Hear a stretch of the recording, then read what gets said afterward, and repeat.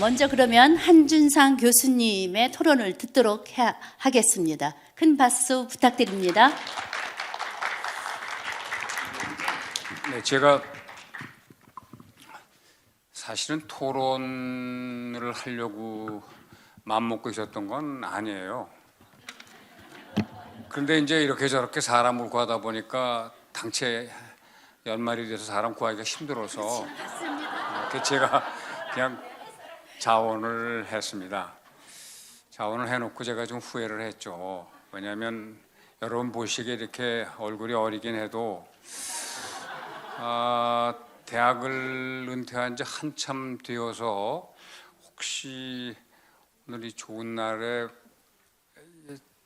치맥기 있는 얘기를 할 수도 있겠구나 하는, 그러면 어떨까, 그런 조바심 같은 게 있었습니다. 그래서 제가 그걸 가능한 억제하면서 제 말씀을 드리도록 하겠습니다. 현경 교수님은 바쁘셔서 가시는 모양이시죠? 제가 글쎄 뭐 특정 어느 분 한 분을 갖고 집중적으로 이야기를 한다기보다도 뒤에 분들이 다 자기 영역의 전문가들이시기 때문에 저는 그냥 조금씩 이렇게 운만 띄우기로 하겠습니다. 먼저 우리 현 교수님 말씀 아주 주옥 같은 말씀이시고, 또 거기에 이제 여러분들은 친숙하지 않으시겠지만 저희가 에코 페미니즘적인 시각으로 새로운 시대를 어떻게 맞이할 건가, 혹은 그럴 때 시대의 리더가 어떻게 되느냐 하는 말씀을 아주 잘 해주셨어요. 저도 느낀 게 많고 그래야겠구나 하는 속으로 다짐을 했습니다. 근데 이제 제가 토론자로 나왔기 때문에 세 번 발표하신 분들 무조건 옳은 말씀입니다, 공자님 말씀이세요 하고 박수만 치면 여러분들 재미있으시겠어요? 없으시죠? 그러니까 이제 회방을 논다기보다도 한마디 제가 해야 되겠죠.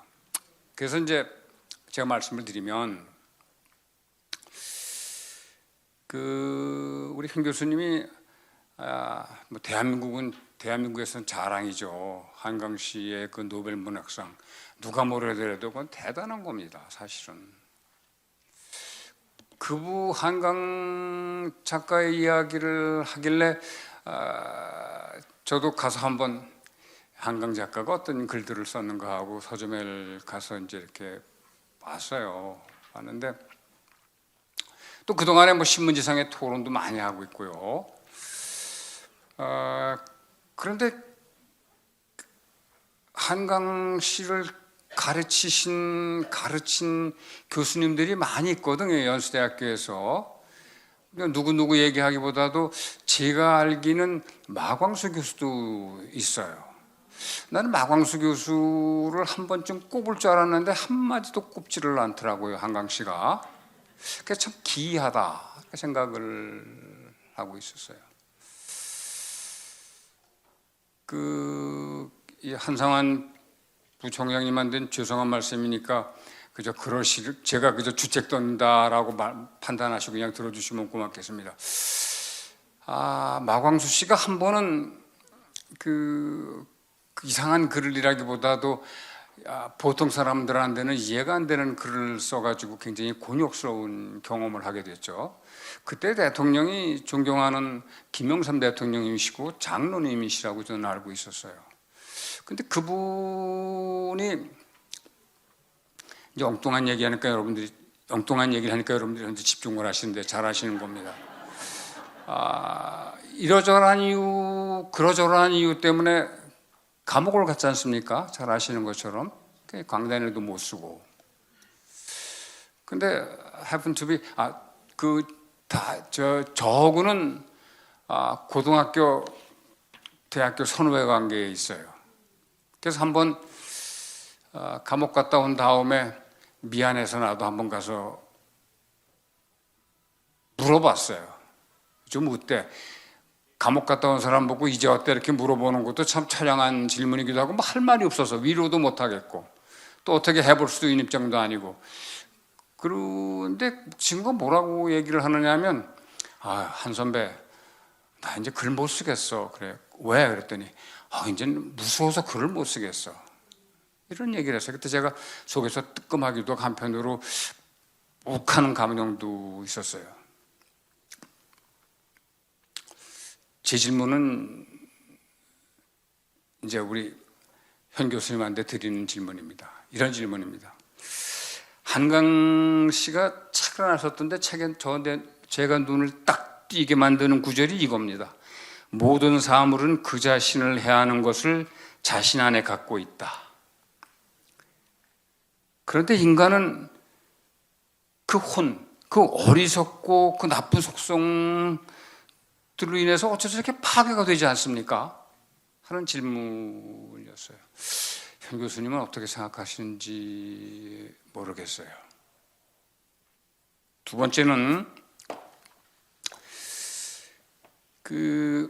백 교수님하고도 논문하고도 이제 관련되어 있는, 근데 백 교수님 글을 자세히 못 읽었기 때문에 이렇게 오늘처럼 자세한 걸 몰랐기 때문에 그냥 대충 글을 읽고 이제 생각한 건데요. 마 교수님 얘기를 하면서 같이 연결시켜서 얘기하는 겁니다. 제가 좋아하는 구절 중에 하나가 또 연수대학교 캐치프레이즈가 이게 뭐냐면 요한복음 8장에 있는 진리가 자유케 하리라. 그런 말입니다. 다 알고 계시죠? 근데 마 교수는 이걸 까꿀로 뒤집어야 얘기를 해요. 자유가 진리케 하리라. 이 말의 효용성을 우리 현 교수님은 어느 정도로 받아들이시고 말씀을 하시는지 에코 페미니스틱한 입장에서 한번 이따 대답을 해주시면 이제 도움이 되겠고요. 그 다음에는 저는 이제 백기복 교수님 글을 읽고서 이 K 프래그매티즘을 말씀하시는구나. 그렇게 생각을 하면서 한편으로 계속 읽는데 K 프래그매틱스라는 말 자꾸만 쓰시더라고요. 그래서 제가 처음에 생경했어요. 이게 매너매틱스 할 때 매틱스라고 하는 것하고 매틱하고의 차이가 있는데 이 차이를 아시고 쓰신 건가 아니면은 특별한 의미가 있으신가, 이런 개념적인 혼란에 대해서 제가 몰라서 여쭤보는 거니까 그걸 어떻게 설명해 주실까 하는 게 이제 제 생각이었고요. 두 번째는 오늘 말씀을 들어보니까 세종대왕에서부터 이건희 삼성회장에 이렇게까지 그 주제가 전부 다 K 프래그매티즘이라고 하는 말씀은 한편으로는 동일하겠는데 엄밀하게 철학적인 의미에서 보게 되면 너무 과하신 게 아닌가. 왜냐하면 잘 아시는 것처럼 소위 그 프래그매티즘이라고 하는 건 미국식으로 18세기 후반 19세기 초반에 민주주의 토대 안에서 이루어진 어떤 생생진학의 하나의 그 이즘일 텐데 그게 어떻게 15세기까지 올라가는 건가. 물론 급하신 게 아니라 그걸 강조하시기 위해서 쓰신 거이긴 하지만 그게 경영학적으로는 통용되겠지만은 철학계나 이쪽에서 얘기하게 되면 혼나기 똑같지 않으신가 하는 느낌이 있는데요. 그것도 한번 해명을 이참에 해주시면 좋겠다는 게 제 생각이고요. 제가 볼 때 소위 그 프래그매티즘의 핵심은 철학도 철학이지만 더 중요한 게 방법론일 것 같은데 방법론은 말씀을 안 하시더라고요. 근데 제가 볼 때는 오늘 이제 아산 정중 회장님 그쪽을 기리기 위해서 말씀을 드리는 게 아니라 아마 그거에 꽂힌 정주영 회장님이 말씀이 아닌가, 그 방법론은. 그 내용 이념이야 뭐든 간에 임자 해봤어? 해봤냐고. 여기에는 독선도 있죠. 근데 이 임자 해봤어는 당신 해봤어라고 할 때 여기는 의문적 명령문, 명령적 의문의 강압성이 있어요. 두 개 한꺼번에 다 들어가요. 이게 꼭 옳은 거겠느냐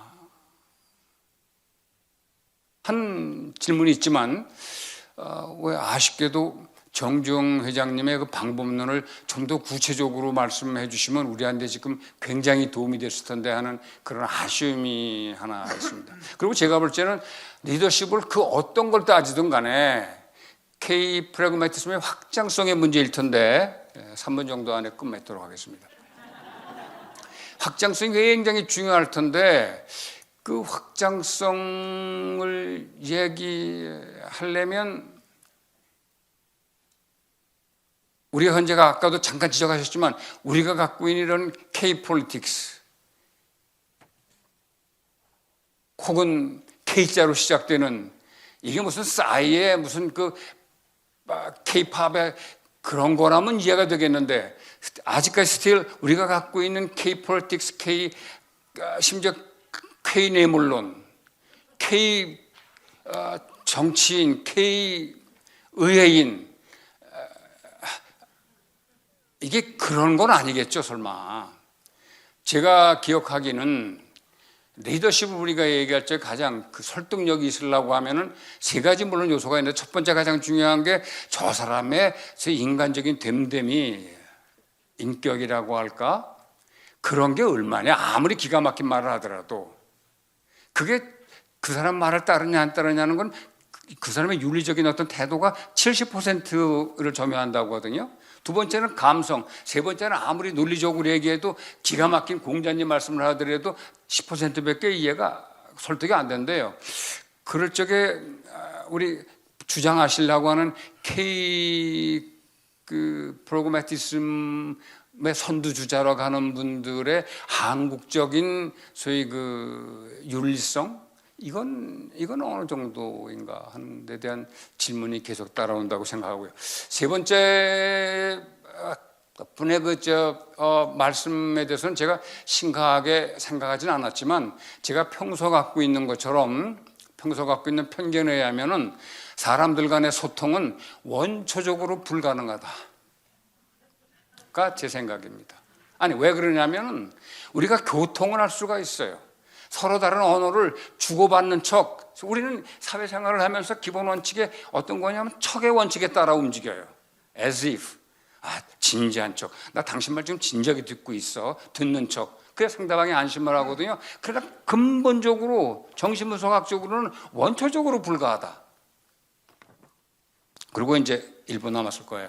마지막으로 거기 한꺼번에 드리려고 하는 말씀이 뭐냐면은 요즘 우리 아이들한테 굉장히 소위 디지털 이쪽에 상상세계에 살게 하고 있는데 굉장히 좋아요. 근데 그게 필요 이상으로 아니라 절제되지 않은 상황 속에서 흘러가다 보니까 어떻게 되느냐면 요즘 애들한테는 꿈을 상실하게 만들어 놓고 있다고요.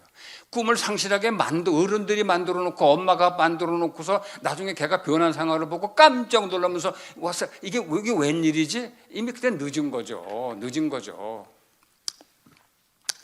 다시 말씀을 드리면 지금 제가 비판적인 시각으로 말씀드렸습니다만서도 이 말씀은 세 분 말씀에 전적으로 동의한다. 그러나 조금 재밌게 하기 위해서 거기다 후추를 좀 친 겁니다. 양해해 주시기 바랍니다.